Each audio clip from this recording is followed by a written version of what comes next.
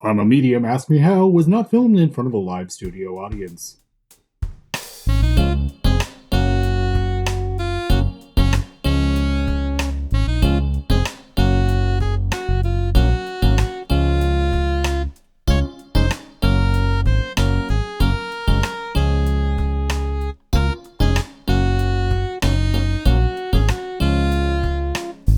We best friends, but we love talking about dead people. We're gonna laugh and we'll cry. Well, Dana's gonna cry a little bit. We got love bombs all over the place. And let's not act like Matt isn't gonna cry a little bit. But we're also gonna cuss. So if that doesn't resonate, turn the fuck around. Yeah, we're gonna drop some fuck bombs. But we also want to share our experiences and knowledge about mediumship. So sit down, get comfortable, and remember, You are the light of 100,000 suns. You are the light. and enjoy. I'm a medium, so ask me how. Dana. Matthew Tao. Oh, it's so good to see you. It feels like home. It feels like coming home. We can't sing anymore. We'll get sued. Who's Did you gonna just sue make us? that song up? Yeah. It was so good that you thought I was ripping somebody off. Yeah, well, I like to just make sure that we're copyright compliant. Coming home for the holidays with Matt and Dana. Ho, ho, ho. Listen, I'm not the hoe. Well, somebody Don't has to call be me- in the friend group, and if you don't know who they Don't call me probably a you. hoe.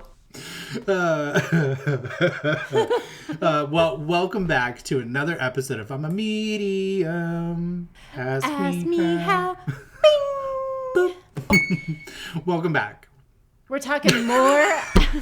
We are talking more about Sedona. I know, guys. I know you're like, enough about Sedona. But this is fun. We're talking a little bit more about the normal in paranormal. Because you know what? One episode on a haunted hotel was not enough for these two mediums. Nope. Dana, we went to the Grand Hotel in Arizona, and it was in Jerome. Jerome. I don't know what town it was in, but it was on the side of a mountain, and it's known as a ghost town. Ghost town. It's a town that is full of ghosts, apparently. Yeah, no, it's really cool too. It's like, I don't know, it's like 20 minutes outside of Sedona, and it's up on this hill, like up on the mountain, I guess. And you kind of go up through the winding road, and it's such a cool, like, old town. Highly recommend going just for the scenic Yes. views. You can see a lot of Sedona from up there. And they have all of these old shops, and there's just a lot of history up there. So it's just like a cool way to spend the day. There's a lot of shops, a lot of little restaurants. And, the shtick is, it's haunted. It's very spooky up there. Ookie girl, it's spooky ookie. But you know what's really funny? I never get to talk about like heritage and I think it's because I'm in New England. I'm in a New England transplant here, like from Colorado. That like I really like going home or going to Arizona. It makes me miss like my roots because I feel like where we come from, we are very rooted in mining and like the gold rush and pioneers and all that stuff. So going up into Jerome was like going home. It was a very weird feeling of being like, I miss this because it's part of my history of my ancestors of like gold rush. So I just want to preface that I love Jerome so much because it was like overlooking Sedona. It was overlooking this beautiful valley. And I think at the very top was the actual hotel. But then they have like, is it called Ghost Burger? Haunted hamburger. Haunted hamburger. I know it was some spooky ooky burger. But we didn't get a chance to go there, but I wish we would have. I wish we actually got out of the car and actually got to walk around the town because it was cute. It was so cute. And you're right. It was very reminiscent of like a Colorado mining town. And I think golden. Yeah. It was very, and totally, I can totally see how you felt at home there. Because it felt very like Colorado mining town. Yes. And you know what's really funny is my partner is sick and tired of every time I see something that reminds me of Colorado. I'm like, that's very Colorado. He's like, everything is. I'm like, no, that is right there. So, and this is a total divergence from what we're about to talk about. But can we talk about for a second that we had to go work out before we went to the haunted hotel? Look, I'm on a regimen, okay? And when I commit to something, I commit. It's now part of my lifestyle. I'm saying, hey, I want to be fit. I want to be healthy. And so I think like a lot of people, when they go on vacation, they just let everything go. But then I'm like, no, I gained so much. I don't want to lose it. So I forced Dana to go to the gym with me. Can we talk quickly about the gym adventures? Yes. So first we're like, okay, we're going there. I said, Dana, look, I'm going to need a gym. And she's like, you're going to be hiking a lot. And I'm like, that does nothing for my upper body, girl. We need to find a gym. Well, and we went on a hike that morning. We went fully went on a hike that morning. Then we're like, okay, then we'll go into Jerome. And where's the gym? Where's the gym between that and Jerome? We got to find a gym. That's all we talked about. We vetted it. We looked at it. We found one between the Airport Mesa and Jerome. And so we stopped in Cottonwood. Was that Universe Fitness? Is that where? It was Universe Fitness. I'm just going to say Universe Fitness because that way sponsorship is ever going to get denied. But it's quiet in there. It was like you could make a noise or an alarm would go off. And I don't know if you've met Matt and I, but we're not quiet people. No, I wanted to be like, lift that weight, Willie. But I couldn't do that because then the alarm would go off and then I'd be booted out. So it was the most uncomfortable gym experience of all time. I'm lifting my weights and I'm going,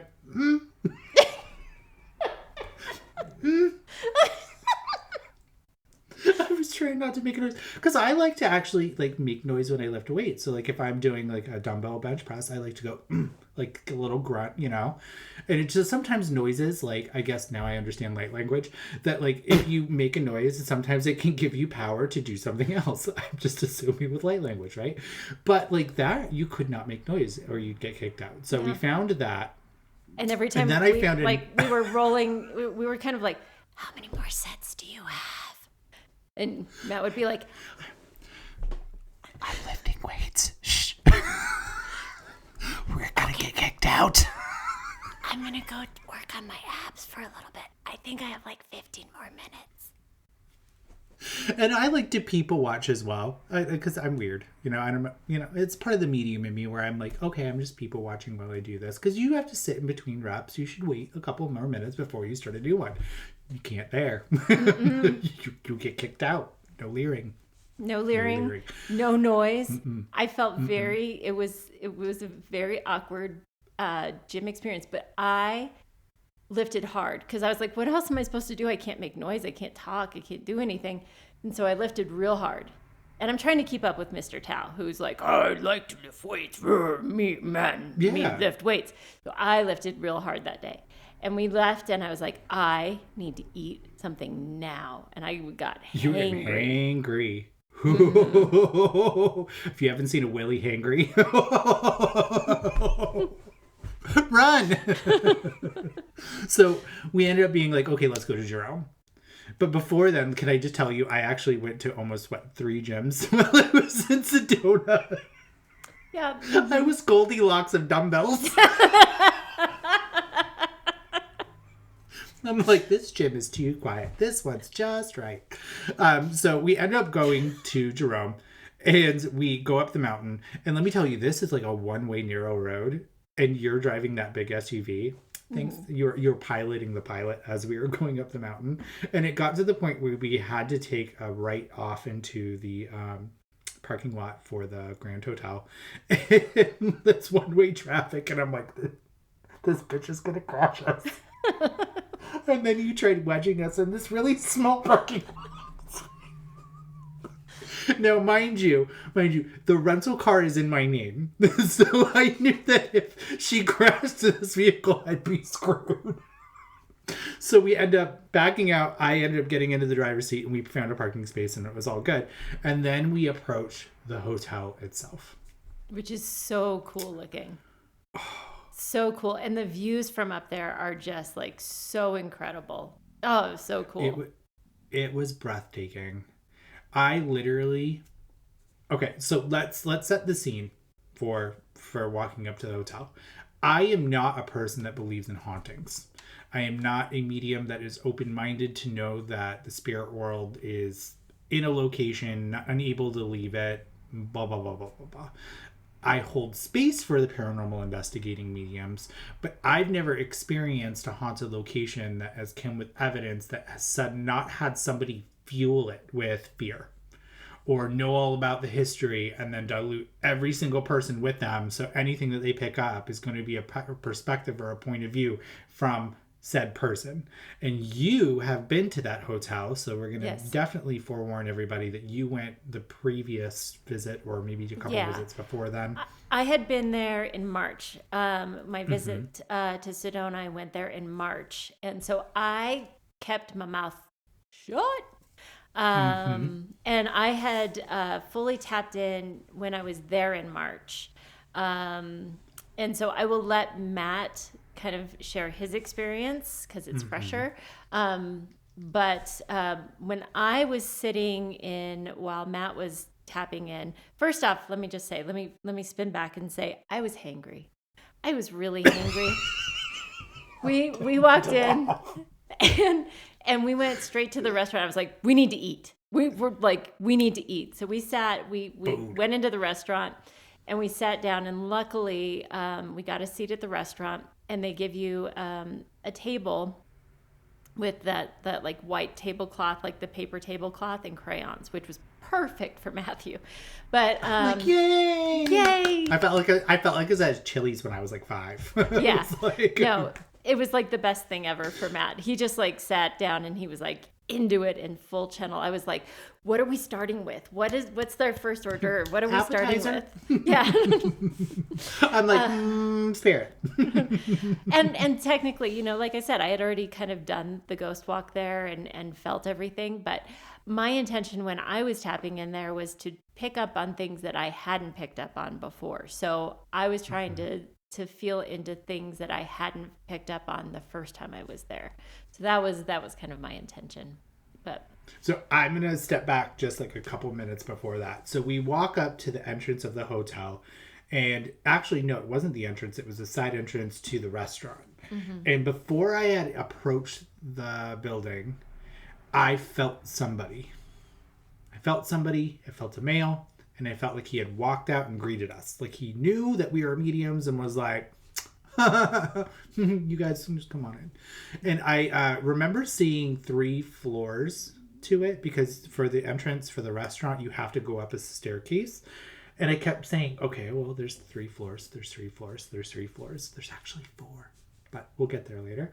And I kept saying there's 3 floors and there's an office that's facing this way. And we're going to go. So we go into the hotel. We sit down at our table. They give us the crayons. Dana's sitting across from me. She's looking at the menu. And I have a gentleman with me. I have a man with me. And he felt... And we were sitting right next to this pillar that would be like to my left. Or no, to my right. And he felt like he was standing right next to the pillar. And he was just talking to me while... Dana was looking over the menu and the waitress was coming over, and I didn't mean to be rude. So the Jerome Hotel staff, you all were very lovely. You did a very lovely job. And the lady that was there, I think I had a straight crush on because she was gorgeous. I just want to preface that because she was beautiful. But the table's there and I start channeling immediately.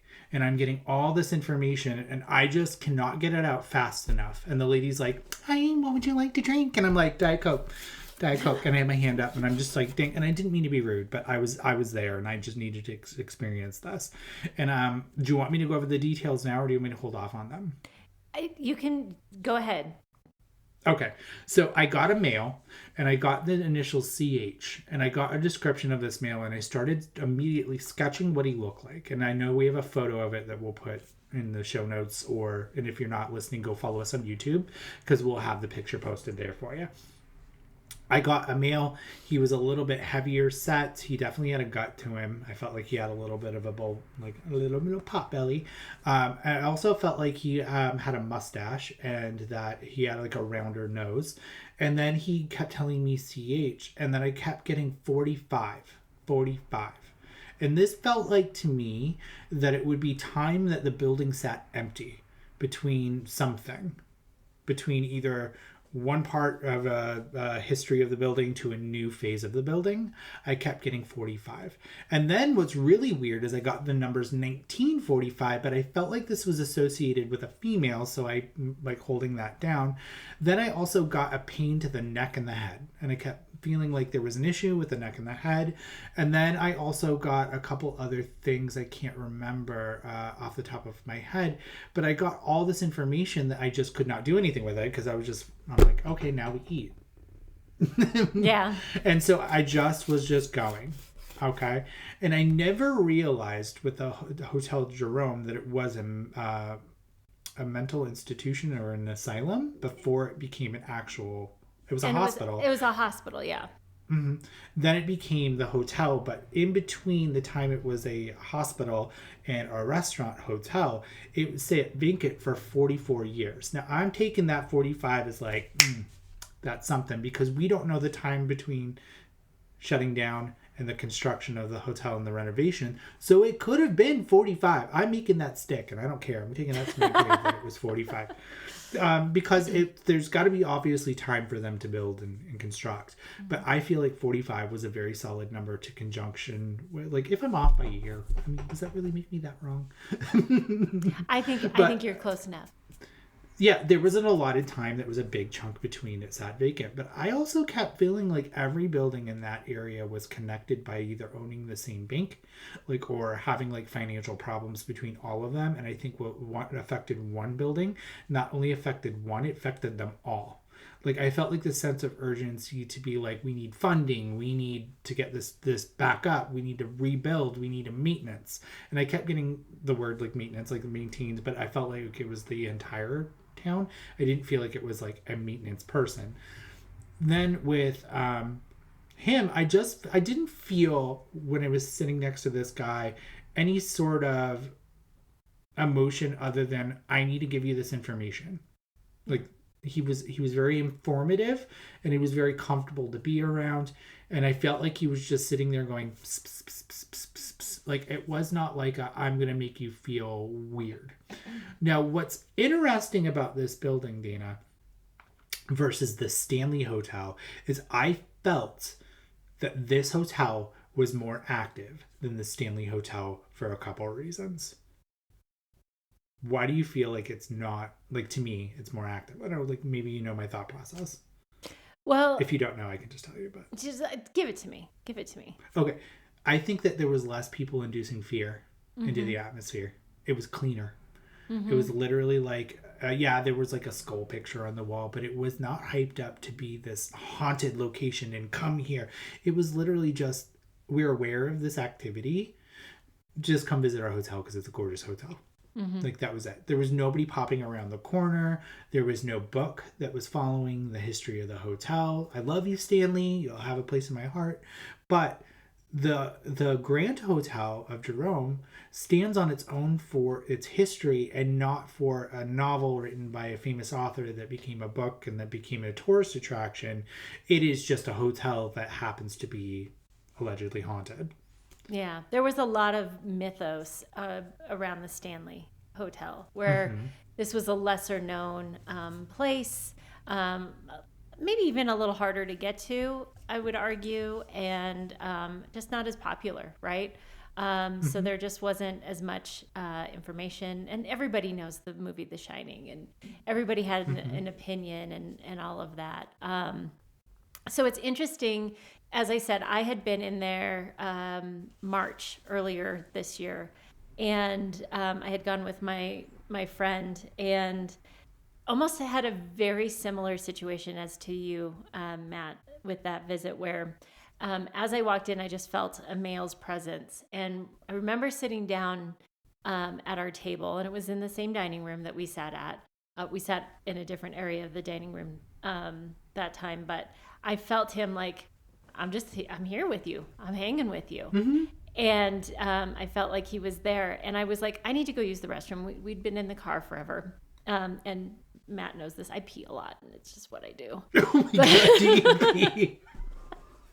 I just go to the bathroom a lot. She hydrated, folks. But so I was like, I excused myself to go to the restroom. And ironically, that is when he really came through to me, was in the restroom. And I was in the women's restroom of the hotel. There is a heater unit. And he kept on working on the heater unit in the restroom. And I was like, cool, what do you do? He's like, maintenance. And he kept on telling me how was he was this while you were peeing? Mm-hmm. That's so awkward.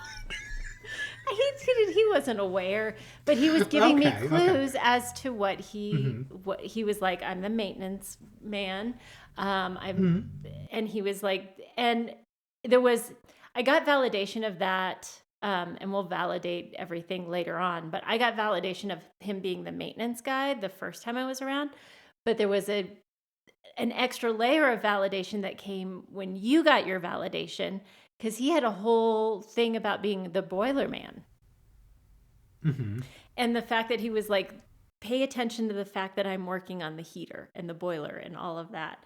And he was like trying to make a point of like showing me that he was working on that. Yeah, so he had stuck with me like glue the second I entered into the facility the first time as well. And he like was like literally with me the whole time I was eating, the whole thing, and just stuck with me like glue while I was eating, the same way that he had done so with you. So it was really cool to see you have a similar experience. And like I said, I had the intention with Matthew to like not really tap into him, because I had already done that, and Matt definitely had a connection with him. So I was like, what else can I pick up about this place that I didn't pick up before? And I kept on getting flashed a picture that was hanging somewhere of a nurse with her like a 3/4 face, is what they kept on showing me, that was predominantly held somewhere. And then I kept on getting pulled to the basement floor, and that there was a lot of death that happened in the basement floor.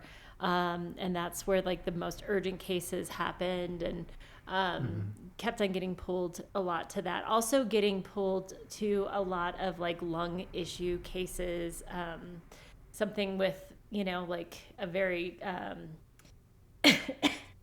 infectious lung issue cases that kept on coming through to the hotel. So that was my big takeaway. Yeah, you got that too. I got that as well. Yeah, because I remember being like, I just feel like tuberculosis or TB or like something where I'm like coughing up blood. But what's really funny too is like when because we finished our lunch, and then we had got up and we used the restroom, and my restroom was not probably as clean as yours. Mine smelled like pee. But it was like, okay, I'm getting out of here. So I left the restroom. I waited for you outside, and then I look at the elevator, and I'm like, what the hell is with us and creepy ass elevators? Yes. And that was the thought I had. I never told you about. I was like, what the fuck is the elevators in the hotels that we're going? Well, and I'm so glad that you mentioned this. Okay, because we talked about the elevator in the Stanley episode, and I had gotten when I was there in March, I had felt something. This gentleman had said, I died with the elevator. And I was like, okay. And so that was the information that I got. And then when we were at the Stanley Hotel, I kept on seeing elevator. And I was like, is this my brain coming in to like every single time there's a haunted hotel, there's something with an elevator? And so I had dismissed when I saw elevator stuff at the Stanley Hotel, because I was like, this is just my brain coming in and saying every time you're at a haunted hotel, you're like picking up something about an elevator. So it's funny that you did the same thing. I did. I literally looked at the elevator and I felt uncomfortable, but I was like, okay, every single hotel we go to has this creepy ass elevator. And I just didn't take it as information, but I was uncomfortable by the elevator, just the way it looked. And I'm like, okay, maybe that's just me. So then we go down into the lobby of the hotel, and it's actually in the basement. And we end up going in and talking to the person at the front desk, who is very lovely. I just want to say. the staff at the Grand Hotel in Jerome and the Awesome. loveliest bunch of folks. I just can't say that enough. We did email them to go stay the night there and do a paranormal investigation, but unfortunately they thought we were going to be setting up tripods and stuff. I don't think I was clear at being like, no, I'm a psychic medium. I'm just going to walk your floors. But next time I'm going there, I'm going to stay there. I want to stay there. Yeah. So we end up speaking to the lady, and I start giving her the evidence that I got. So I got the CH. His name was Charles Henry. Charles Henry. Okay. I'm like, oh, let's keep going. We did not validate the way he looked because the photo that they had of Charles Henry, his head was missing in the photo. But I'm going to take my evidence for what it was. The building was vacant for 44 years between point A to point B. In 1945, there was a female that jumped off the top of the building and unalived herself outside the building in 1945, in December of 1945. So the female that I got for that was correct. The tuberculosis was the very top floor of the hospital.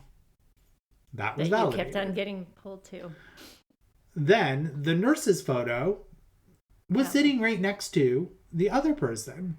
And it finally got to the point where we're giving all this evidence that the lady at the front desk was like, you're freaking me out. Yeah.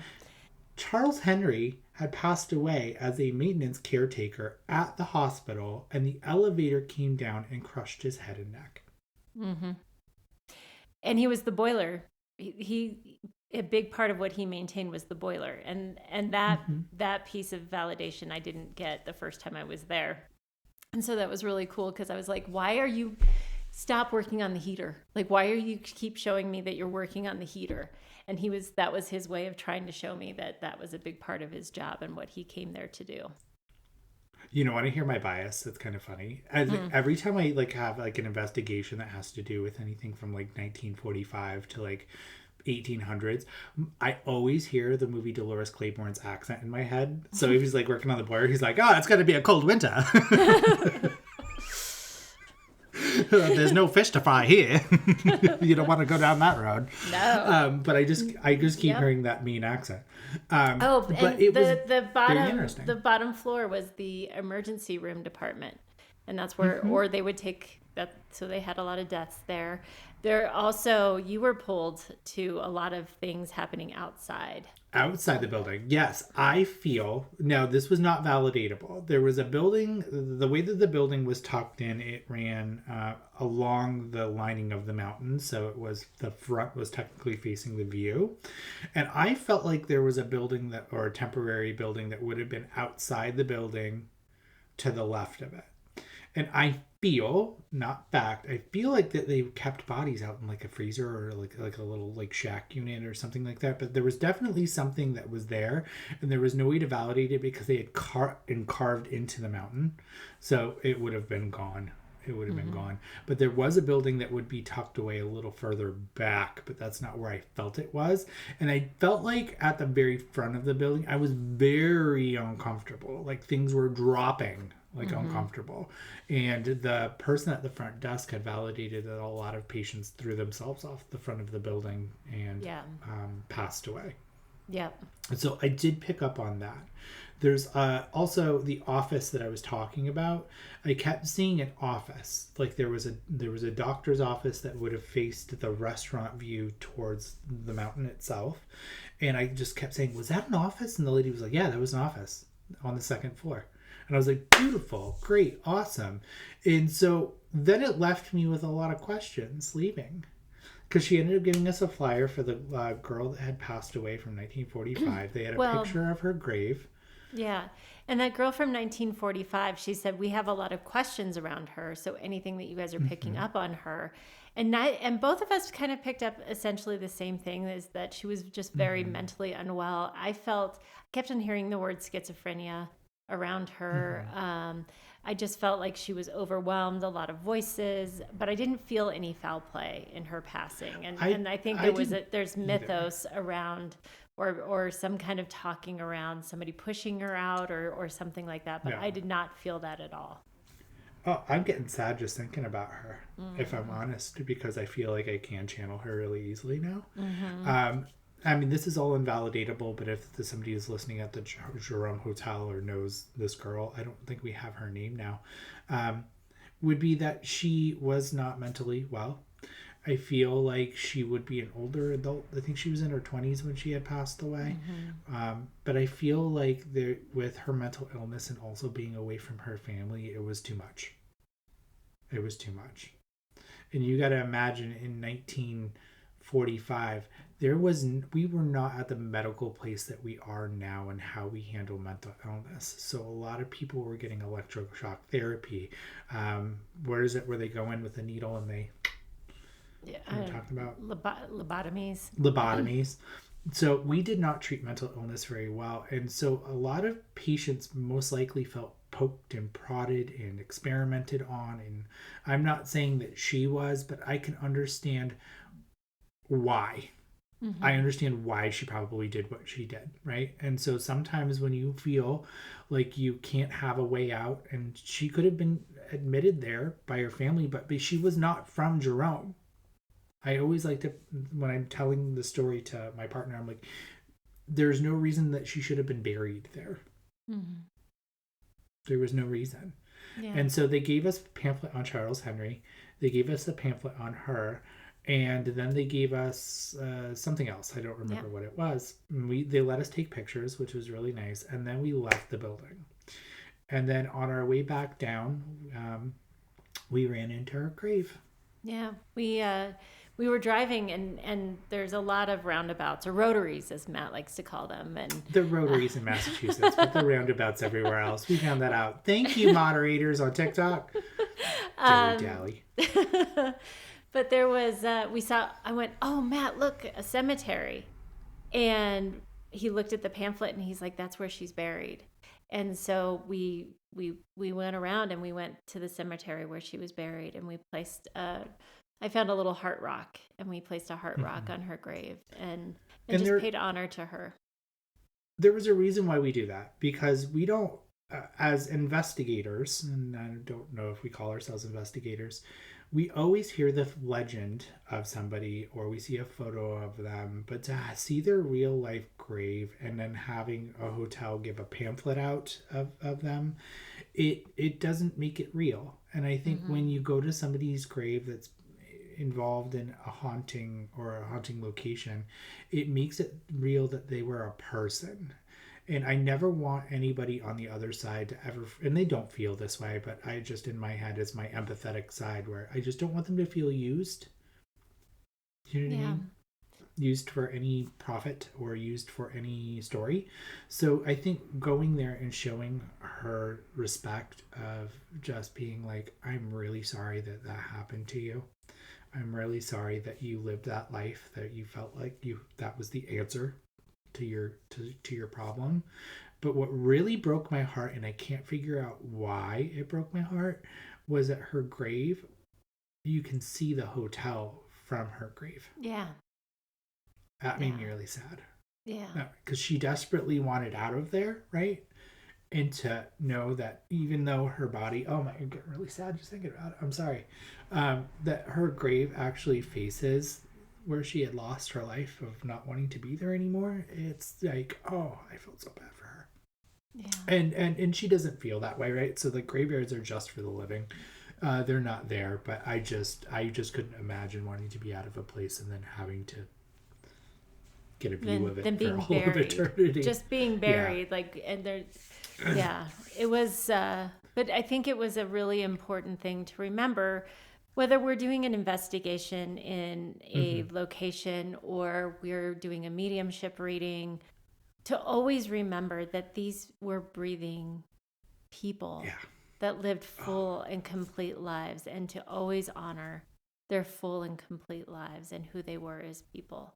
And always put that on the forefront of the why of what we do, and and not to sensationalize any of it. Yeah, I mean, that's somebody's pain, especially if you take your own life. I mean, you have to be in some sort of extreme pain to not want to be here anymore.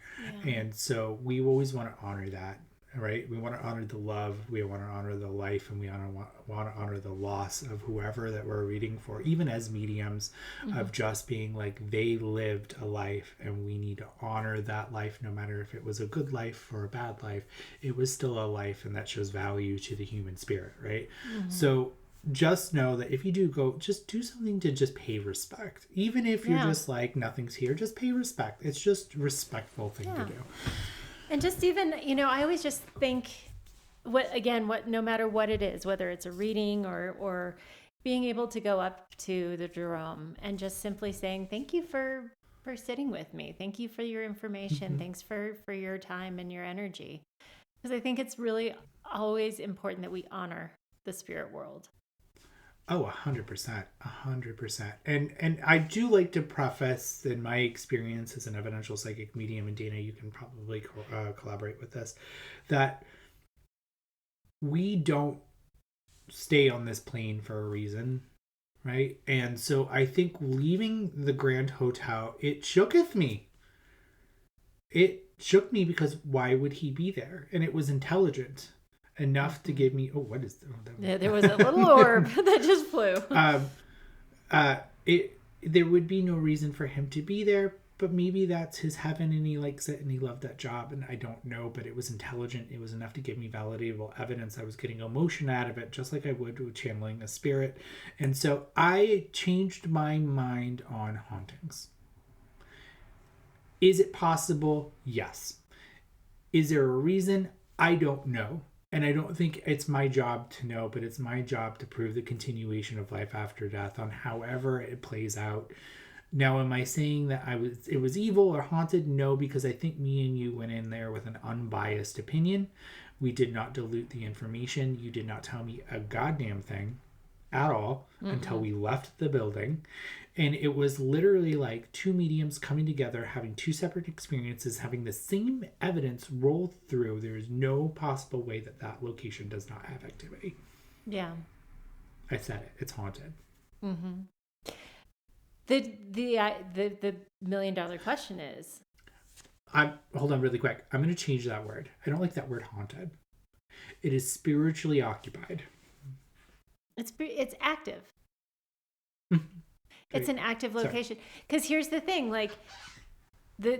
but going back, had he crossed over? Absolutely. I don't feel that he's stuck there.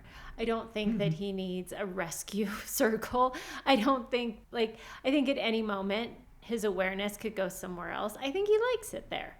I think he likes it there too. I think he likes the attention.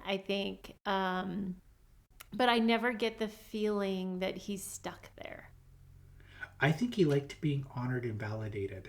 And I think he came out and greeted us for a reason, to be like, welcome to my home. Yeah. And he was a very gracious dude. But would you also say, we tapped into a few characters at the Stanley, and he felt more, you often use the word hollow. I would say the spirits, I don't like using the word entity because it sounds a little too woo ghosty. But I would say what we tapped into at the Stanley felt more hollow versus what we tapped into at the Jerome. I think with the Stanley, there's so much fear running around the hotel, especially from the guests and the persona of the actual building itself, that it elevates the energy for residual stuff. So it felt a little bit more hollow. Now, granted, I did not have an overnight stay there. I didn't get to see that goddamn sexy cowboy, which I'm really mad about. There's you're coming back. It's but fine. It didn't feel intelligent. This guy felt like a soul. Yeah. Mr. Charles. I felt like we were picking up more on residual stuff, and I felt like at the Stanley, I was constantly picking out what is everybody's, what was the shining stuff, what was the Stanley trying to feed everybody, and what actually happened. I felt like I was constantly parsing everything out and trying to come without any bias to it, whereas everything felt a little cleaner at the Jerome. Yes. because we didn't have people interacting and being like, "Boo, I'm gonna get you." It's Yeah. the Tyrants. Yeah. Well, and maybe, I mean, if we didn't, I'm if sorry, I we, didn't mean to laugh. no, but I wonder if we could have gotten a cleaner experience had we not done the ghost tour at the Stanley and just been able to walk those same areas and not had something fed to us. See, here's the deal, and I'm putting this out in the ether, Willie. I'm putting it out in the ether. If you are a haunted hotel or a haunted location and you want us to come there and investigate, you reach out to hello@mattanddana.com and we will consider going to your place and having the experience. So Yeah. I'm self doing Listen, it. So, these sorry. these two want to travel, and by these two I mean Matt and Dana want to travel a lot in Yeah. 2023. So we're Yes. open. We're open. So that was the Hotel Jerome, which was a fantastic and amazing experience, and I think eye-opening, and we learned something amazing. And then we came back to our Airbnb and we busted open the Ouija board. The Ouija board. Sorry, when I started laughing like a couple minutes ago, I was thinking about Shelley Duvall. I love me some Shelley Duvall.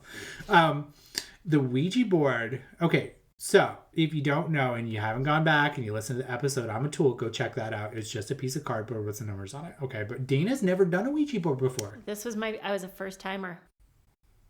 I was so glad I could ease you into that.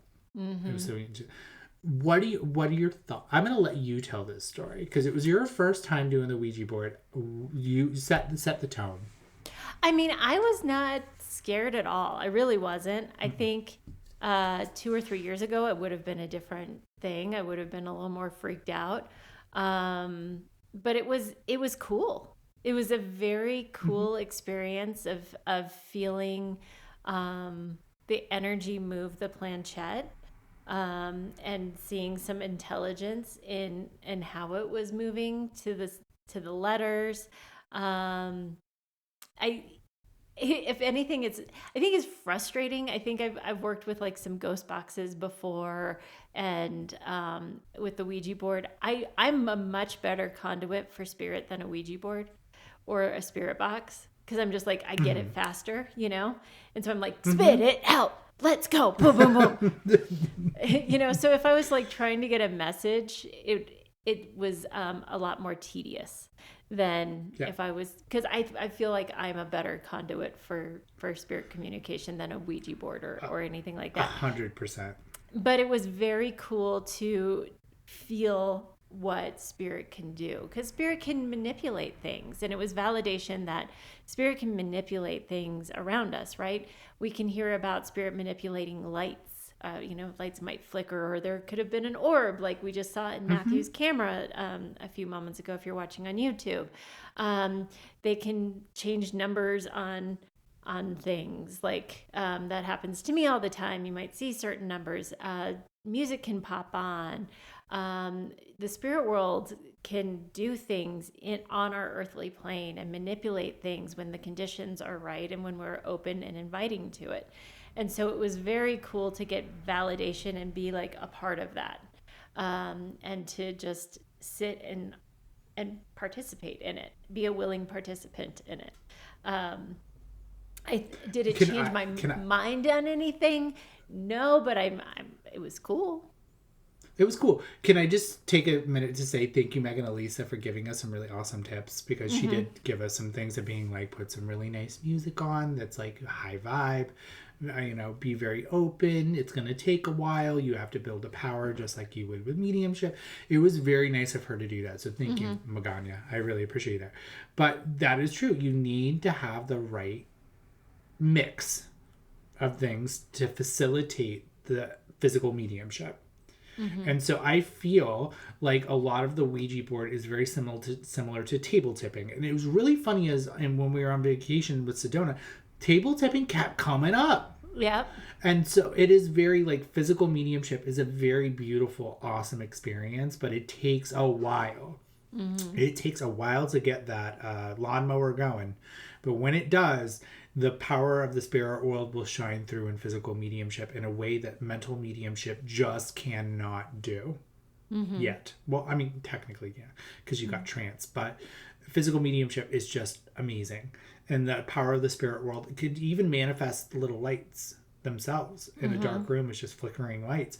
Like, there's so much possibility in mediumship that we have as souls even begin to tap into the tip of the iceberg with the spirit world. So it's very, very cool. I am very grateful that I got to do the Ouija board with you, because it was very interesting, because we were both like, okay, we're going to be biased. If we're moving it. But we were literally watching it slide back and forth. We didn't really get a person. In my opinion, I don't think we did. I think we were starting to get the spirit world starting to move it. We did get the word goodbye. I remember that being spelled out. And then I also got like AM, mama. And it kept, and then Cody was messing with us being like, oh, you got to look up the So there's a lot with the Ouija board that's, I like being a better tool than the Ouija board. Yeah. So our next trip, you know what we're going to do next? The ghost box. Oh, I think that's fantastic. But not the apps on the ghost box, because I feel like most of those are preloaded with words. They are preloaded with words. Yeah. Yeah. I want like a legit spirit box. Like a legitimate spirit box. Because I saw this really cool thing. Now, granted, Dana, it was on Amazon Prime. It was about the Conjuring house. But they used a spirit box. And it's very clear on the words that they said one of the spirit boxes led them to a graveyard that was undiscovered. That's really cool. And it was giving them right, left, stay. Like they would go to a fork in the road. They'd ask the spirit box, hey, what direction should I go? And then all of a sudden you hear, right. And so they took a right. That was a good impression of a spirit box. That was real good. And then you hear straight. And then they brought them to the, like, it's a foundation. It's a graveyard, but it was a foundation of a house, but it was also a graveyard around it. That's really cool. Did it go like this? Did it go, take the rotary? With 300 feet, turn left. Turn around, you asshole. There was none of that. You missed your turn. But what's interesting about this foundation in the graveyard that what was being talked about is that it was validatable from the kids, because the kids stumbled upon this when they lived there in the Conjuring house, like the family that lived there. The kids stumbled upon this and could never get back to it. So it was like, oh, it's missing, whatever. But the spirit box took them there. That's really cool. I think, but more than anything, I always say this, and I think it gets tiring, but I'm going to say it because I think it's important for everybody to remember. Every single day we sit with the spirit world, I learn something new. And I think having flexibility and openness to what we can learn and how we can grow with spirit is the best way to move forward, and to have some, what do you want to teach me today? And always having respect for the spirit world and saying thanks for teaching me, and thanks for this new thing that you've opened my eyes to. Because really, there's no cap on it, right? I always say, like, the more I understand about the spirit world, the more I understand that I know nothing. Proved me wrong. Grand Hotel proved me wrong. You know who loved the spirit board even more, though? Sedona the Metal Kitty. Can we put it at the end? Yes, she's so good at it. She was so pro. She had the gentle touch. She had the gentle touch. Kitty. Well, Dana, thank you so much for going on that adventure with me and helping me discover my love of... I actually really love it. I'd do it again. I would totally do it again. I want to do more paranormal investigations, because for me as an evidential psychic medium, it just shows a continuation of life after death in some form, in an unbiased way. All right? So prove me wrong, spirit world. Prove me wrong. Prove us wrong, and do it with respect. Do it with an open mind, release your bias, release your fear, and just what are you here to teach me? What am I here to learn Yeah. from this experience? And I guarantee you, with each and every time you do that, you will be surprised, and it will change the way you look at the spirit world. It might even change the way you look at life. Yes, I love it. All right. Well, Matt, do something nice for somebody. Dana, and you are the light of 100,000 salt lamps. You are the light. Yes. We'll see Bye, you next everybody. time, guys. See ya.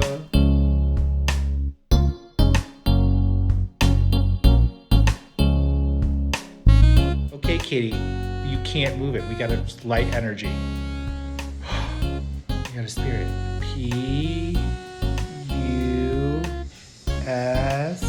P-U-S-S. Kitty. I'm a